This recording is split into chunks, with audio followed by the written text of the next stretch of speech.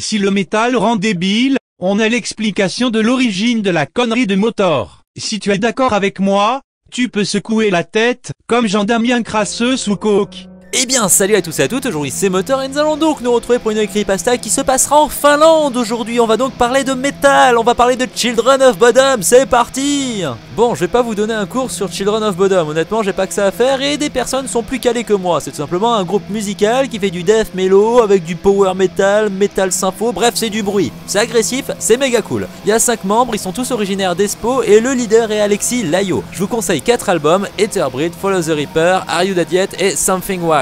Tout simplement. Et là vous vous dites, mais pourquoi tu fais une vidéo si c'est pas pour parler du groupe? Mais parce que tout simplement leur nom de groupe est issu d'une affaire sordide, un fait divers des plus cradins qui s'est passé dans les années 60 et c'est 100 fois plus intéressant que tout ce que j'ai trouvé ces derniers mois. Donc on est parti pour l'histoire crade des enfants du lac de Bodom. Avant de commencer, j'aimerais quand même préciser, on va parler avec des noms finlandais. Je n'ai aucune notion du finlandais donc je vais certainement massacrer les prénoms, je m'en excuse d'avance.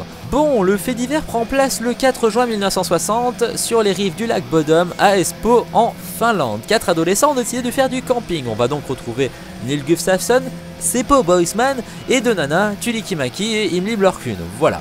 Donc ils font la fête, ils s'amusent, apparemment ils sont en couple, ils sont proches les uns des autres et au beau milieu de la nuit ils furent attaqués alors qu'ils dormaient. 3 d'entre eux, Boisman, Maki et Björklund, furent tués et seul Gustafsson survécut. Mais il s'en est quand même sorti gravement mutilé. Suite à cette attaque, il s'est retrouvé dans une sorte de mutisme pendant 1 an, il a été même interné dans un hôpital psychiatrique avant de raconter ce qui leur était réellement arrivé et qui avait pu commettre ce meurtre.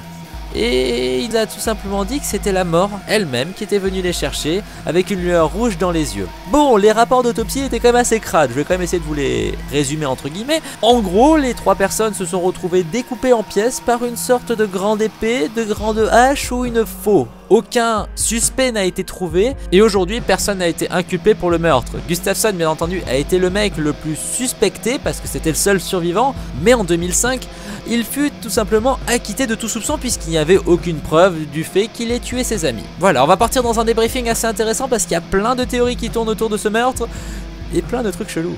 Débriefing, alors qui est le tueur du lac de Bodom? Alors il y a plusieurs théories qui tournent, on va parler de la première. Celle d'un homme qui s'est suicidé en 1972, certainement entre le 3 et le 6 juin. Il a écrit une lettre avant son suicide où il disait être le meurtrier du lac de Bodom. Il travaillait non loin du lac et aurait vendu des limonades aux adolescents. Cependant, à l'époque, la police n'avait même pas porté attention à ceci, car la personne avait un solide alibi pour cette nuit-là. En 2003, le professeur Jorma Palo publie un livre dans lequel il expose sa théorie sur les meurtres. Selon lui, l'assassin serait Hans Haussmann, un homme qui aurait soigné des blessures suspectes peu après les meurtres. L'homme en question se serait prétendu appartenant au KGB. Et toujours selon Jorma Pablo, l'affaire aurait été étouffée pour une histoire diplomatique. La police a cependant refusé cette théorie, affirmant que Hans Haussmann avait un alibi. Et la dernière théorie, Neil Willem Gustafsson serait l'assassin. Cependant, on l'a retrouvé complètement mutilé et tué 3 personnes comme ça alors qu'on est gravement blessé. C'est tendu, même l'automutilation à ce stade était devenue hardcore.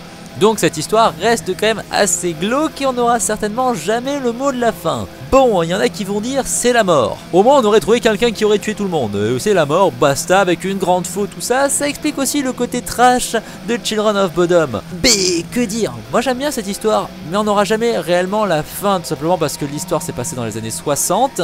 Les preuves ont certainement disparu, on n'a jamais retrouvé l'arme du crime. C'est glauque. En tout cas, je vous laisse vous faire votre avis dans les commentaires. Sur ce, prenez soin de vous, appelez bye bye, pensez à vous abonner, à liker, à commenter, à partager. Bref, salut!